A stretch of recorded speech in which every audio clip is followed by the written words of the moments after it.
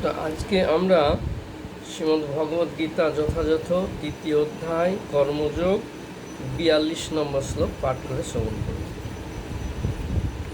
ইন্দ্রিয়াণি পরন্নাহু ইন্দ্রিয়াভ্য পরং মনো মনুষ্যত্ব পরা বুদ্ধি যো বুদ্ধে পরতস্তস ইন্দ্রিয়াণি পরার্নাহু ইন্দ্রিয়েভ্য পরং মনো মনুষ্যত্ব পরা বুদ্ধি যো বুদ্ধে পরসত্তস। অনুবাদ: স্থূল জড় পদার্থ থেকে ইন্দ্রিয়গুলি শ্রেষ্ঠ, ইন্দ্রিয়গুলি থেকে মন শ্রেষ্ঠ, মন থেকে বুদ্ধি শ্রেষ্ঠ, আর তিনি আত্মা সেই বুদ্ধি থেকেও শ্রেষ্ঠ। এখন বলছে যে স্তর বাই স্তর, একের পর এক উন্নত স্তরে আছে কারা? প্রথমে হচ্ছে জড় পদার্থ। জড় পদার্থ দিয়ে যে শরীর সৃষ্টি হচ্ছে, তৈরি হচ্ছে, জড় পদার্থগুলো কি আছে? ক্ষিতি অপ তেজ মরুদ বোম, তাই না? পঞ্চমহাভূত দিয়ে এই শরীর সৃষ্টি হয়েছে, আর এই শরীরের মধ্যে ইন্দ্রিয়গুলো আছে, তাই না? তো এই জড় পদার্থ দিয়ে যে শরীর হয়েছে, সেই শরীরে ইন্দ্রিয় আছে, তাই এই জড় পদার্থ থেকে ইন্দ্রিয়গুলো আরও উন্নত আছে। আর এই ইন্দ্রিয়গুলোর থেকেও মন আরও উন্নত আছে, শ্রেষ্ঠ আছে। আর মনের থেকেও শ্রেষ্ঠ আছে বুদ্ধি, আর বুদ্ধির উপরে আছে আত্মা। সে আত্মা হচ্ছে বুদ্ধির থেকেও শ্রেষ্ঠ। তো এখন আমরা এখানে দেখছি যে উন্নত কি আছে, একের পর একের পর। তো সাধারণত আমরা কি করি? এই ইন্দ্রিয় সুখের জন্যে, দেহ সুখের জন্য ইন্দ্রিয়গুলোকে ব্যবহার করি, তাই না? তো এখন এই ইন্দ্রিয়গুলো দিয়ে দেহ সুখ ব্যবহার করি, তার মানে হচ্ছে বুদ্ধি সেখানে খুব একটা বেশি কাজ করতে পারে না। কারণ বুদ্ধি বুঝতে পারে না যে আমার থেকে শ্রেষ্ঠ আছে আত্মা। সেই আত্মার জন্যে আমাদের সুখ সুবিধা দেখা উচিত। তো এইটা কখন হয়? যখন কেউ কৃষ্ণ ভাবনায় ভাবিত হয়, তখন সে বুদ্ধি যে তার উপরে যে আত্মা, তার জন্যে, তার সুখের জন্যে, তার আনন্দ বিধানের জন্য ব্যবস্থা করে। কিন্তু জড় স্তরে আমরা কি করি? ইন্দ্রিয়গুলো দিয়ে মনের ইচ্ছা পূরণ করার জন্য দেহ সুখটারই বিচার করি, সেইটাই আমরা করি। তো এইখানে জড়স্তর আর চিন্মস্তরের কথা এখানে বলছে। তাৎপর্য: কামের নানাবিধ কার্যকলাপের নিগম পথ হচ্ছে আমাদের ইন্দ্রিয়গুলি। কাম দেহের মধ্যে স্থিত থাকে, কিন্তু ইন্দ্রিয়গুলির মাধ্যমে তার বহিঃপ্রকাশ হয়। তাই সামগ্রিকভাবে জড়দেহের থেকে ইন্দ্রিয়গুলি শ্রেষ্ঠ। আমাদের অন্তরে যখন উচ্চ স্তরের চেতনা বা কৃষ্ণ চেতনার বিকাশ হয়, তখন এই সমস্ত নিগম পদগুলি আর সক্রিয় থাকে না। কৃষ্ণ ভাবনার উন্মেষ হলে পরমেশ্বর ভগবানের সঙ্গে আত্মার নিত্য সম্পর্ক স্থাপিত হয়। তাই তখন এখানে বর্ণিত জড় দেহগত কার্যকলাপগুলি পরমাত্মার সঙ্গে যুক্ত হওয়ার ফলে নিষ্ক্রিয় হয়ে যায়। দেহগত কার্যকলাপের অর্থ ইন্দ্রিয়ের সক্রিয়তা, এবং ইন্দ্রিয় নিষ্ক্রিয় হওয়ার অর্থ দৈহিক কার্যকলাপ বন্ধ হয়ে যাওয়া।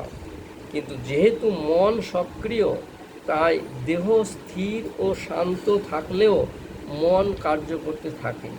যেমন নিদ্রিত অবস্থায় আমরা স্বপ্ন দেখি, কিন্তু মনেরও ঊর্ধ্বে হচ্ছে বুদ্ধির দৃঢ়তা, এবং বুদ্ধিরও ঊর্ধ্বে আত্মা। তাই আত্মা যখন পরমাত্মার সঙ্গে যুক্ত হয়, তখন বুদ্ধি, মন ও ইন্দ্রিয়গুলি স্বাভাবিকভাবেই পরমাত্মার সঙ্গে যুক্ত হয়ে যায়। কঠোপনিষদেও ঠিক এভাবেই বলা হয়েছে যে ইন্দ্রিয় থেকে ইন্দ্রিয় উপভোগের বিষয়গুলি শ্রেষ্ঠ, কিন্তু ইন্দ্রিয় উপভোগের বিষয়গুলি থেকে মন শ্রেষ্ঠ। তাই মন যদি প্রত্যক্ষভাবে নিরন্তর ভগবানের সেবায় নিয়োজিত থাকে, তখন ইন্দ্রিয়গুলি বিপদগামী হবার আর কোনো সুযোগ থাকে না। এই মানসিক প্রবৃত্তির কথা পূর্বেই ব্যাখ্যা করা হয়েছে। পরং দৃষ্টা নিবর্ততে, মন যদি ভগবানের অপ্রাকৃত সেবায় মগ্ন থাকে, তাহলে তার ইতর প্রবৃত্তিগুলিতে আকৃষ্ট হওয়ার কোনো সম্ভাবনাই আর থাকে না। কঠোপনিষদে আত্মাকে মহান বলে বর্ণনা করা হয়েছে। তাই আত্মা ইন্দ্রিয়গ্রাহ্য বিষয়, ইন্দ্রিয় ও মন ও বুদ্ধির ঊর্ধ্বে। তাই আত্মার স্বরূপ যদি সরাসরিভাবে উপলব্ধি করা যায়, তাহলে সমস্ত সমস্যার সমাধান হয়ে যায়। বুদ্ধি দিয়ে আত্মার স্বরূপ সম্বন্ধে অবগত হয়ে মনকে সর্বদা কৃষ্ণ চেতনায় নিযুক্ত করতে হবে, তাহলেই সমস্ত সমস্যার সমাধান হয়ে যাবে। পরমার্থ সাধনে নবীন ভক্তকে সাধারণত ইন্দ্রিয়গ্রাহ্য সমস্ত বিষয় থেকে দূরে থাকতে উপদেশ দেওয়া হয়। তাছাড়া বুদ্ধি দিয়েও মনকে তার সংকল্পে দৃঢ় করতে হয়। বুদ্ধির দ্বারা মনকে যদি পরমেশ্বর ভগবানের চরণ কমলে সম্পূর্ণভাবে নিবেদন করার মাধ্যমে কৃষ্ণ ভাবনায় স্থিত করা যায়, তাহলে মন স্বাভাবিকভাবেই দৃঢ় হয়। তখন কালসর্পের মতো মারাত্মক ইন্দ্রিয়ের প্রলোভনগুলি আর মনকে বিচলিত করতে পারে না। ইন্দ্রিয়গুলি তখন বীজদাঁতহীন সর্পের মতো নিষ্ক্রিয় হয়ে পড়ে। কিন্তু আত্মা যদিও বুদ্ধি, মন ও ইন্দ্রিয়ের অধীশ্বর, তবুও কৃষ্ণ ভাবনাময় হয়ে ভগবান শ্রীকৃষ্ণের আশ্রয় গ্রহণ না করলে যে কোনো মুহূর্তে বিচলিত মনের প্রভাবে অধঃপতিত হওয়ার সম্ভাবনা থাকে। এখন এখানে বলছে যে মন হচ্ছে আমাদের সক্রিয় থাকে, নিদ্রিত অবস্থাও মন সক্রিয় থাকে। তো এখন এই মনকে যদি আমরা নিয়ন্ত্রণ করতে পারি, মনকে যদি ভগবানের চরণে নিযুক্ত করতে পারি, ভগবানের সেবায় যুক্ত করতে পারি, তাহলে আমাদের ইন্দ্রিয়গুলো ভগবানের সেবায় যুক্ত হয়ে যাবে, আর বিচলিত হবে না। সুখের জন্য, দেহ সুখের জন্যে আর চঞ্চল হবে না। কারণ এই মনটাই হচ্ছে আমাদের শত্রু, আবার মনটাই হচ্ছে আমাদের মিত্র। যখন কৃষ্ণ বহির্মুখ হয়, জড় বিষয়ে ভোগের জন্য মন উন্মত্ত থাকে, তখন সেই মনটা আমাদের শত্রু হয়ে দাঁড়ায়। কিন্তু ওই মনই যখন কৃষ্ণ ভাবনায় ভাবিত থাকে, কৃষ্ণ চেতনায় থাকে, তখন ও আমাদের বন্ধু হয়ে যায়। এখন শত্রু আর বন্ধুর ব্যাপারটা কি আমাদেরকে জানা উচিত। এখন শত্রু মানে হচ্ছে কৃষ্ণ থেকে বহির্মুখ করে রাখা, এই জড় জগতের প্রতি আসক্ত করে রাখা, মায়ার জগতে নিজেকে ডুবিয়ে রাখা। এখন এই জগতে যে সুখ বা শান্তি বা আনন্দ, এইটা ভগবান বলছেন ক্ষণস্থায়ী, অশাশ্বত, অনিত্য, নিত্য নয়, যা আমরা লাভ করেও সন্তুষ্ট হতে পারি না। এই জগতের যা কিছু আছে সব ক্ষণস্থায়ী। সেই জন্য ভগবান কি বললেন, এই জগৎটাকে দুঃখালয়ম অশাশ্বত, দুঃখের আলয় আর অনিত্য। যেহেতু নিত্য নয়, তাই পরিবর্তনশীল। তাই জন্য আমরা চাইলেও ওটা থাকে না, চলে যায়, আবার আমাদেরকে ওটার পিছনে ছুটতে হয়। সেই জন্য আমরা সন্তুষ্ট হতে পারি না। তাই মন যখন ভগবানের সেবায় যুক্ত হবে বা বুদ্ধি যখন মনকে নিয়ন্ত্রণ করবে, তখন সে আর এই জড় বিষয়ের প্রতি ধাবিত হবে না, জড় সুখভোগের প্রতি আর ধাবিত হবে না। কারণ এর চাইতে উচ্চ যে স্বাদ, উচ্চ যে আনন্দ কৃষ্ণ ভাবনায়, সেটা সে লাভ করবে। তাই মন যখন কৃষ্ণ সেবায় যুক্ত থাকবে, ও আমাদের বন্ধু হবে। আর যখন বন্ধু হবে, তখন আমাদের নিত্য আনন্দ অনুভব হবে, দিব্য আনন্দ, চিন্ময় আনন্দ। কারণ কৃষ্ণ ভাবনা মানেই হচ্ছে চিন্ময় দিব্য। ভগবানের সেবা, ভগবানের সঙ্গে যুক্ত হওয়া মানে চিন্ময় স্তর পৌঁছে যাওয়া। আর এই চিন্ময় স্তরে কী হয়, যোগমায়া কী করে, এই জীবগুলোকে ভগবানের সেবায় নিযুক্ত রাখে। আর ভগবানের সঙ্গে যখন যুক্ত থাকে জীব আত্মাগুলো, তখন কি হয়, সে দিব্য আনন্দ অনুভব করে। চিন্ময় স্তর তো দিব্য, ওখানে সব কিছু নিত্য, সেই জন্য যে আনন্দ সে পায় ওটা তার কাছ থেকে সরে যায় না। সেই জন্য মহাপ্রভু কি বললেন, যে আনন্দাম বোধি বর্ধনম প্রতি পদং পূর্ণ অমৃত আস্বাদন। প্রতি পদে পদে অমৃতের মতো আস্বাদন হবে, আর এই আনন্দটা বাড়তে থাকবে। চিন্ময়, ও তো বন্ধ হবে না, কন্টিনিউ চলবে, আর হচ্ছে নিত্য সবসময় থাকবে। তাই ভগবানের যে দুটো শক্তি হচ্ছে অন্তরঙ্গা শক্তি আর বহিরঙ্গা শক্তি। তাই অন্তরঙ্গা শক্তি হচ্ছে সবসময় ভগবানের সেবায় জীবকে নিযুক্ত রাখা, দিব্য আনন্দ প্রদান করা। আর মহামায়া কী করছে, ওই মহামায়া কী করছে, জীবকে কৃষ্ণ থেকে দূরে রাখছে, ইন্দ্রিয় সুখভোগের প্রলোভন দিয়ে রেখে দিচ্ছে, যাতে সে কৃষ্ণকে ভুলে থাকে আর দুঃখ কষ্ট পায়। তাই আমাদের এই যে ধারাবাহিকভাবে স্তর ক্রম আছে, যে জড় বিষয়, যে উপাদান দিয়ে শরীর তৈরি হচ্ছে, ক্ষিতীয় তেজ মরুদ্ভ, এই জড় উপাদান থেকে মন শ্রেষ্ঠ, মন আরও উপরে আছে। ইন্দ্রিয়গুলোই তো আমাদের বিষয়কে ভোগ করায়, তাই না?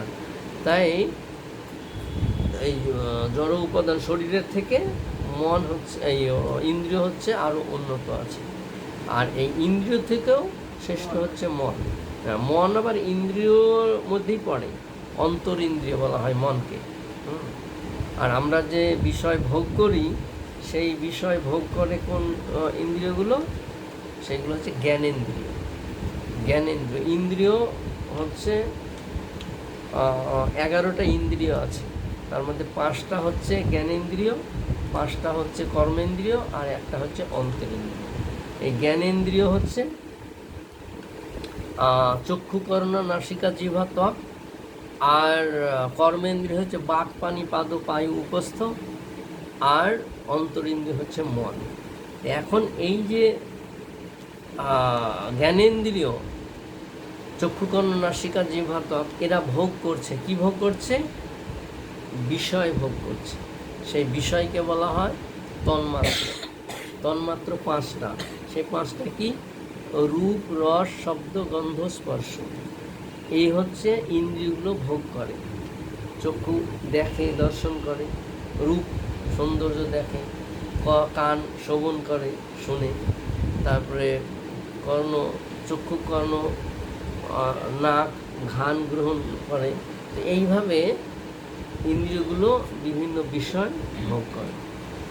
আর এইগুলো তো জড় স্তরে আছে, তো সেই জন্যে এইগুলোতে সে সন্তুষ্ট হতে পারে না, কারণ আছে আবার নেই, যেহেতু অনিত্য বলা হয়েছে, অশাশ্বত, সেই জন্যে নিত্য নয় বলে ওই আনন্দটা সে তার কাছে থাকে না, চলে যায়। তাই মন যখন এই বিষয়, ইন্দ্রিয় বিষয়ের থেকে যখন কৃষ্ণ সেবায় লাগবে, জড় শরীরের সেবা থেকে যখন কৃষ্ণ সেবায় লাগবে, তখন আমাদের এই ইন্দ্রিয়গুলো নিষ্ক্রিয় হয়ে যাবে, অর্থাৎ বিষ দাঁত ভাঙা সাপের মতো। সে তার থেকে আর ভয় নেই, ছোবল মারলে আর মরবে না, বিষ বেরোবে না, কারণ দাঁত ভাঙা। তাই এই ইন্দ্রিয়গুলো আমাদের শরীরে থাকলেও আমাদেরকে আর বিক্ষিপ্ত করবে না, মনকে চঞ্চল করবে না, পাওয়ার জন্যে, ভোগের জন্যে আর সে উৎকণ্ঠিত হবে না। সে কৃষ্ণ সেবায় ওই বিষ দাঁতের মতন ভাঙা সাপের মতন নিষ্ক্রিয় থাকবে। তাই মনকে যদি আমরা কৃষ্ণ সেবায় যুক্ত করতে পারি, তাহলে ওই মন আমাদের বন্ধু হয়ে যাবে। আর যদি কৃষ্ণ সেবায় যুক্ত না করি, এই বহির্জগতের রূপ, রসগন্ধ ভোগ করতে থাকি, ইন্দ্রিয় তৃপ্তি করতে থাকি, আমাদের কামনা বাসনা পূর্ণ করতে থাকি, তাহলে আমরা সবসময় অশান্তই থাকব, কারণ এই জগতে সব কিছু অনিত্য। তাই আমরা যা ভোগ করব সেটাও অনিত্যই করব, সেই জন্য আমরা সন্তুষ্ট থাকতে পারবো না। তাই এই আমাদের স্তর ভেদে আমাদেরকে যেতে হবে। তাই মন যদি বুদ্ধি দ্বারাই নিয়ন্ত্রিত হয়, তাহলে বুদ্ধি কী করবে? এই মনকে কৃষ্ণ সেবায় লাগাবে। আর যখন মন কৃষ্ণ সেবায় লাগবে, তখন কি হবে? আত্মা সন্তুষ্ট হবে। মানে আত্মার কাজ পরমাত্মার সেবা করা। তাই মন যখন পরমাত্মার সেবায় যুক্ত হবে, তখন আত্মা সন্তুষ্ট হবে। আর আত্মা সন্তুষ্ট যখন হবে, তখন তার আর এই জড়জগতের ভোগের কোনো ব্যবস্থা আর তার মনেই আসবে না। তাই দ্বিতীয় অধ্যায় 69 নম্বর শ্লোকে ভগবান বললেন, বিষয়া বিনিবর্তন্তে নিরাহারস্য দেহিনা রসবর্জং রসপস্য পরম দৃষ্টা নিবর্তন্তে। দেহ বিশিষ্ট জীব ইন্দ্রিয় বিষয় থেকে দূরে থাকতে পারে, কিন্তু এই বিষয় ভোগ করার বাসনা তার থেকে যায়। কিন্তু যখন কেউ সে যদি উন্নত স্বাদ আস্বাদন করে, তখন এই নিম্ন স্তরের স্বাদ চিরতরে তার থেকে চলে যায়। তাই যখন কেউ কৃষ্ণ ভাবনায় ভাবিত হবে, তখন এই জড় বিষয় ভোগ করার তার একদমই স্পৃহা হবে না, একবারে তার চলে যাবে। কারণ ওইটা হচ্ছে দিব্য চিন্ময় স্তর, যেটাতে আত্মা সবসময় সন্তুষ্ট থাকে। কিন্তু জড় মানে শরীরের সঙ্গে সম্বন্ধ, শরীরের সুখ তো ক্ষণস্থায়ী, এই আছে এই নেই। সেই জন্যে আমাদের কি করা উচিত? এই ক্রমটাকে জানা উচিত, যে কার উপরে কে আছে, কার উপরে কে আছে। এইভাবে জেনে তার মানে শরণাপন্ন, তার সেবায় যুক্ত হলে তখন আমরা সন্তুষ্ট হতে পারবো। তাই জড়জগৎ থেকে আমাদেরকে যদি বেরিয়ে যেতে হয়, দুঃখ কষ্ট জীবন থেকে যদি আমাদেরকে আনন্দের জীবনে যেতে হয়, তাহলে আমাদেরকে এই কৃষ্ণ ভাবনায়, আত্মার সুখের জন্যে মনকে কৃষ্ণ ভাবনায় যুক্ত করতে হবে।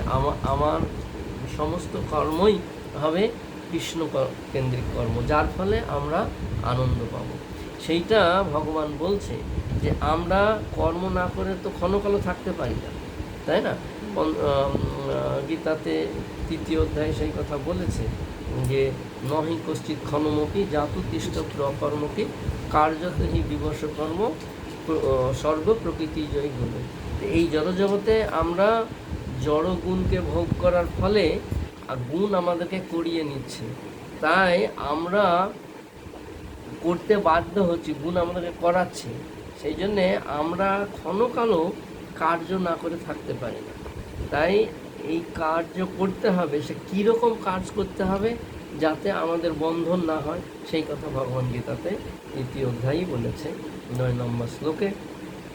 যজ্ঞার্থাৎ কর্ম অন্যত্র লোক অয়ং কর্মবন্ধন তদর্থং কর্ম কন্তয় মুক্ত সঙ্গ সমাচার। যদি বিষ্ণুর প্রীতিবিধানের জন্য কর্ম হয়, তাহলে সেই কর্ম আমাদেরকে বন্ধন থেকে মুক্ত করে।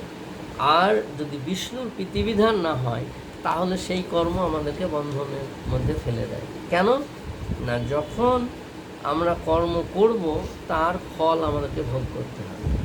কর্মের ফল দুটো, একটা হচ্ছে পাপ, একটা পুণ্য, ভালো কর্ম আর খারাপ কর্ম। এখন পাপ আর পুণ্য ভোগ করার জন্য আমাদেরকে এই জগতে থাকতে হবে, এই জগতেই পাপ পুণ্য ভোগ হবে। আর যখন কেউ এই কর্ম করবে না, অকর্ম করবে, সেইটার ফল ভোগ করতে হবে না। অকর্ম মানে কর্ম নয়, সেটাকে কি বলা হয়? সেটাকে বলা হয় ভক্তি। তাই যখন ভগবানের সেবায় যুক্ত হয়, সেটা হয়ে যায় ভক্তি, সেখানে কর্মের ফল ভোগ করতে হয় না। তাই আমাদের বিষ্ণুর প্রীতিবিধানের জন্য কর্ম করা উচিত, যেটা আমাদেরকে এই কর্মের বন্ধন থেকে মুক্ত করবে। যদি আমরা করি, তাহলে আমরা মুক্ত হয়ে ভগবত ধামে যাব। আর যদি না করি, তাহলে জড়জগতেই আমাদেরকে এই নরকে যেতে হবে, স্বর্গে যেতে হবে। তাই ভগবান বললেন কি, যে আব্রহ্ম ভুবনলোকা পুনরাবর্তনে অর্জুন। এই ভূলোক থেকে ঊর্ধ্বে যে 6টা লোক আর নিচে 7টা লোক, এই 14টা লোক আমরা ভ্রমণ করে বেড়াচ্ছি নাগরদোলার মতো। নাগরদোলা কি হয়? এখানে এক জায়গায় থেকে আমাদেরকে উঠায় আর এই পুরো ঘোরাতে থাকে, তাই না? ঘুরতেই থাকে। ওর সুইচ যতক্ষণ বন্ধ না হচ্ছে, ও ঘুরতেই থাকবে। তাই আমাদের সুইচ তখন বন্ধ হবে যখন আমরা ভগবত ধামে যাব। তার ছাড়া আমাদের জন্ম মৃত্যু চলতেই থাকবে। ভগবান সেই কথা বললেন যে 18 অধ্যায় 61 নম্বর শ্লোক, ঈশ্বর সর্বভূতানাং হৃদ্যস্য অর্জুন তিষ্ঠতি ভ্রাময়ান সর্বভূতানি যন্তরুরানি মায়য়া। বলছে আমি এই সমস্ত জীবের হৃদয়ে অবস্থান করে তাদেরকে মায়ারূপ যন্ত্রে আমি ভ্রমণ করে বেড়াই, ভ্রমণ করিয়ে নিয়ে বেড়াই ভগবান। কারণ ভগবান আমাদের হৃদয়ে আছে পরমাত্মা রূপে, তাই না? তাই ভগবান আমাদের সব সময় সঙ্গে আছে। তাই যতক্ষণ না আমরা ভগবত ধামে যেতে পারছি ততক্ষণ আমাদের এই 14টা ভুবন ঘুরতে হবে। তাই মহাপ্রভু কি বললেন? ব্রহ্মাণ্ড ভ্রমিতে কোনো ভাগ্যবান জীব, ব্রহ্মাণ্ড এই 14টা লোক, একটা ব্রহ্মাণ্ডের 14টা লোক, এই 14টা লোক আমরা ভ্রমণ করছি, ভগবান ভ্রমণ করে নিয়ে বেড়াচ্ছি। তাই বলছে মহাপ্রভু যে ব্রহ্মাণ্ড ভ্রমিতে কোনো ভাগ্যবান জীব গুরু কৃষ্ণ প্রসাদে পাই ভক্তিলতা বীজ। তো এই যে আমরা ভ্রমণ করে বেড়াচ্ছি, তো এইটা আমরা বেরোতেই থাকবো। যদি ভগবানের কৃপা, বৈষ্ণবের কৃপা, গুরুর কৃপা না হয় তাহলে আমরা পাবো না। তাই আমরা অনেক ভাগ্যবান, আমরা অনেক পুণ্যবান, যার ফলে আমরা প্রভুপাদের কৃপা প্রাপ্ত হয়েছি, ইস্কনের সঙ্গে যুক্ত হতে পেরেছি। তাই আমরা জানতে পারছি কৃষ্ণকে, দেবদেবীরা কি, কেন আমরা দেবদেবীর আরাধনা করব না, ভগবানেরই আরাধনা করব। ভগবানের আরাধনা করলে কী লাভ হবে, দেবদেবীর আরাধনা করলে কী লাভ হবে আমরা বুঝতে পারছি প্রভুপাদের কৃপায়, তাই না? তো বৈষ্ণবের কৃপা, তাই আমরা বৈষ্ণবের কৃপায়, গুরুর কৃপায়, ভগবানের কৃপায় আমরা এই জিনিসটা বুঝতে পেরেছি, জানতে পেরেছি। এইবার বীজটা পেয়েছি যে আমাকে ভক্তি করতে হবে, ভগবত ধামে যেতে হবে, তাই না? আমরা জেনেছি, জেনে এবার বীজ পেলেই তো হবে না, বীজটাকে রোপণ করতে হবে, জল দিতে হবে, অঙ্কুর হবে, তাকে বেড়া দিয়ে ঘিরে দিতে হবে যাতে নষ্ট না হয়, তারপরে জল, আলো, বাতাস সব দিতে হবে যাতে সে বড় হতে পারে, তাই না? সুযোগ সুবিধা তাকে দিতে হবে। তাই বীজ পেলেই আমাদের হবে না, বীজটাকে রোপণ করে তাকে বড় করতে হবে, ফুল ফল আনাতে হবে, তখন কৃষ্ণ সেবায় লাগবে, তাই না? তাই আমরা যদিও পেয়েছি, কিন্তু এইটাকে আমাদের এই তপস্যা করতে হবে, চালিয়ে যেতে হবে, যতক্ষণ না সে ফুল ফল আসছে, ভগবানের সেবায় লাগছে, ততক্ষণ আমাদেরকে এটা মানে রক্ষা করতে হবে। আর এর পুষ্টির জন্যে জল, আলো, বাতাস দিতে হবে। তো সেই জল, আলো, বাতাসটা কী হবে না, আমাদের এই হরিনাম। মহাপ্রভু কী বললেন? হরিনাম, যে চেত দর্পণ মার্জনম ভব মহাদাবাগ্নি নির্বাণম। চিত্তরূপ দর্পণকে মার্জন করতে হবে কি দিয়ে? হরিনাম দিয়ে। যত আমরা হরিনাম করব তত আমাদের হৃদয় নির্মল হবে, পবিত্র হবে। কেন? এই নাম আর নামই হচ্ছে অভিন্ন, ভগবান আর ভগবানের নাম অভিন্ন, তবুও ভগবানের থেকে নাম হচ্ছে শ্রেষ্ঠ।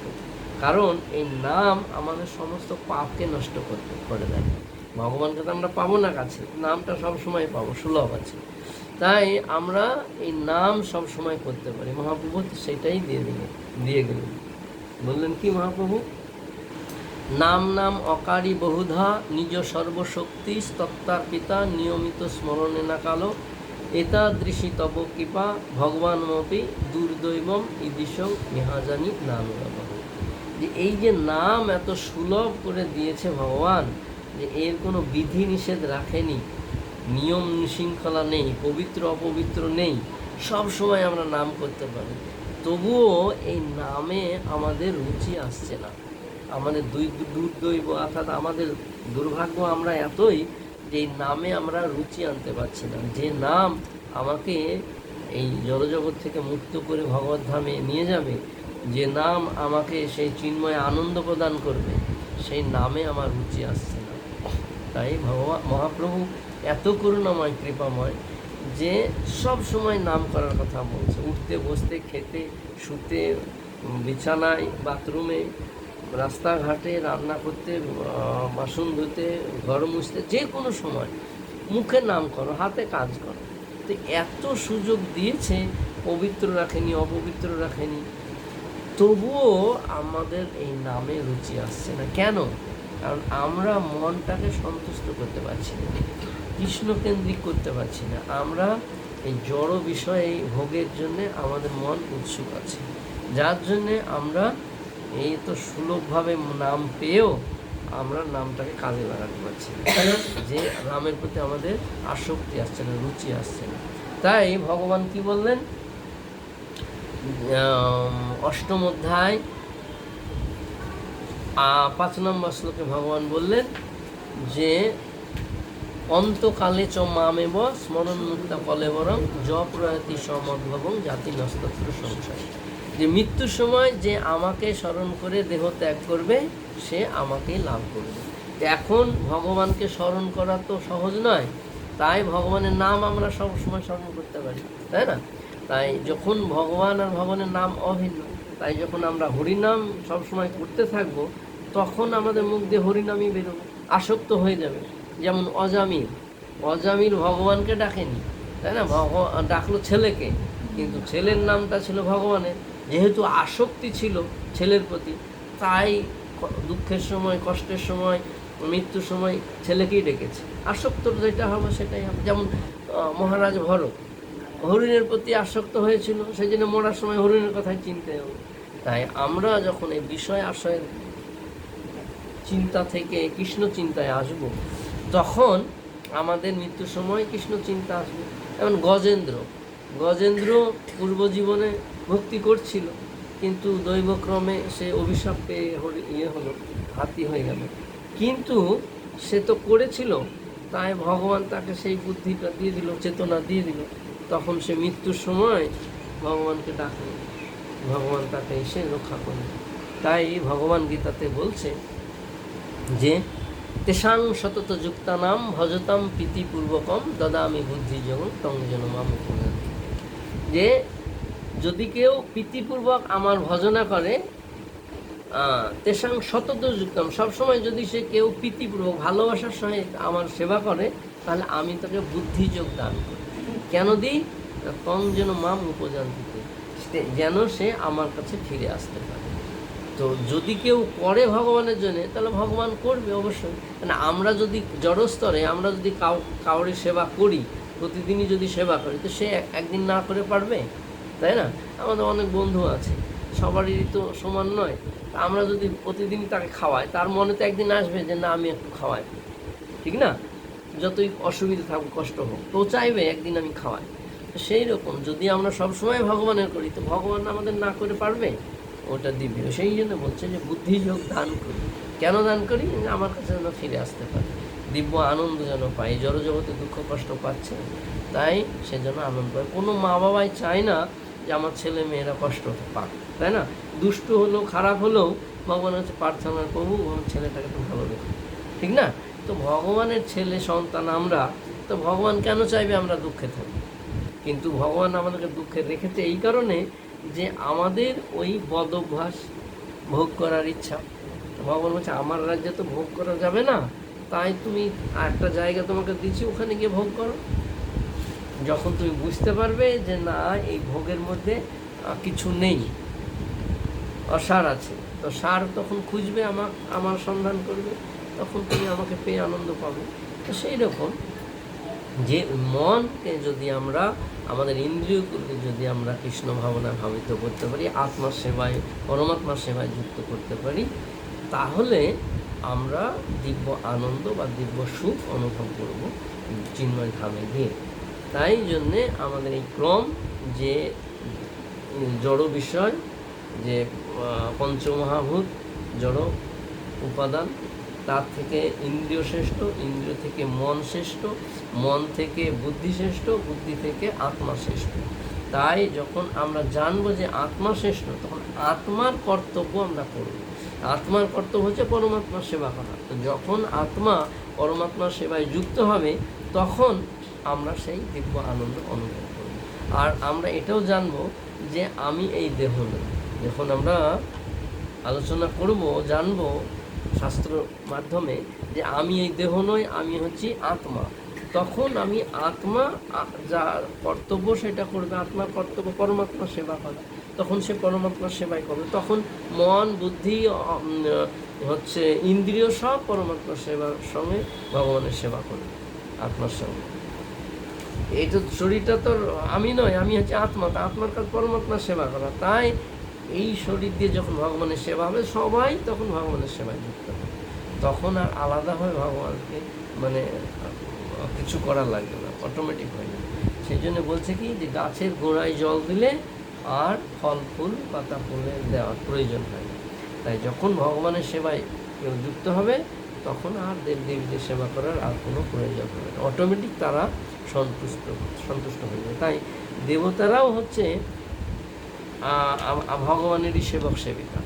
ভগবান তাদেরকে দায়িত্ব দিয়েছে এই জগৎ পরিচালনা করার।